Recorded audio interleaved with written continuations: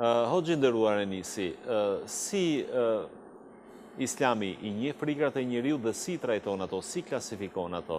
Kush janë ato frikra bazë në një farë mënyrë që mund të klasifikohen më pas edhe si negative, edhe si pozitive? Fillimisht duke pas parasysh që Islami është shpallje e Zotit dhe krijuesit të gjithësisë, atij që e krijoi njeriu dhe atij që e njeh njeriu, andaj Islami i qaset njeriu me realitetin që e ka. Do thotë nuk e nxjerr në rrafshin e imagjinatave dhe utopisë, por e pranon si krijesë e cila i ka përparësitë e veta dhe i ka mangësitë e veta.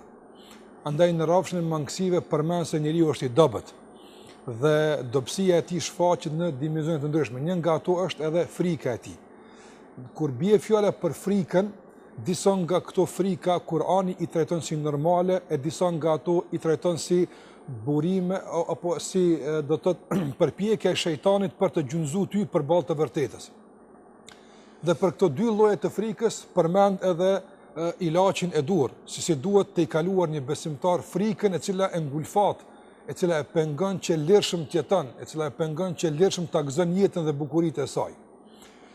Kur jemi te frika, flas nga aspekti fetar, shfaqen disa nga këto lloje të frikës.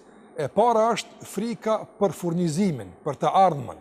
Dhe Zoti xhallahu ala e përmend se shejtani është burimi i kësaj frike, i cili thotë se e ardhmja jote mund të jetë zymt, varfëria të pret, andaj kjo bën që njeriu të bëhet lakmiqar, ziliqar në presion e një frike për në të ardhmen. Gjithashtu prej asaj që përmend Zoti se është frikë që i ndodh njeriu, është frika edhe për fëmijët e tij.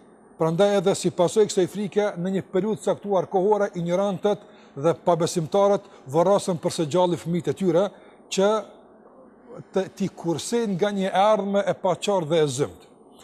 Frika tjetër që mund ta theksojmë në fillim të këtij emisioni është gjithashtu frika nga e kaluara, se nuk falet, nga krimi dhe vrasja e ndërgjegjë nga brenda, se ti e ke bën një krim dhe tashmë nuk ka rrugë dalje për ty dhe hap shtegun e pendimit dhe kërkimfaljes. Andaj janë të shumta ato shtigje ku njeriu preket nga frika. Islami e pranon njeriu si të tillë dhe nuk është mëkat që të prekesh nga frika.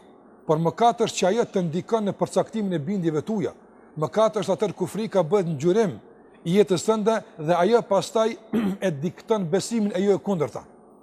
Andaj Allahu i manduar kur na thret në kryen disa obligimeve, pas kësaj thot shejtani don t'ju frikson. Sikurse për shkak për agjërimin. Binduni Allahut dhe kaloni këtë sfidë të frikës nga se nuk është reale.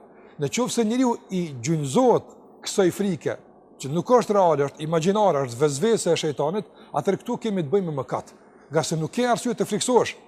Ose kur njeriu për shembull një frike ose një burimi të frikës i jep një hapësirë më të madhe se duhet. Për shembull, nganjëherë ne e dimë se të fshehtën nuk e din askush pas Allahut. Por njeriu nganjëherë i jep epitet hynor njeriu. Edhe pse është në këtë vend, thotë nuk mund të bëj diçka se e din ai çfarë bëj unë. Dhe në presionin e përcjelljes njerëzore e humb mbikëqyrjen hynore. Atë kjo frikë është e keqe dhe prek edhe thelbin e besimit. Andaj gjitha këto janë mënyra se si Islami e trajton frikën, thash gjithmonë e pranon si një realitet, e shëron, por gjithashtu edhe e refuzon atë që nuk ka të bëjë me natyrën e njeriu, por është imponuar nga vezveset e shejtanit. Mirë, është bisedë shumë interesante dhe nuk besoj të ketë njëri që në këto çaste nuk ka interes ta ndjekë këtë bisedë. Pas pak çastesh, publicitet.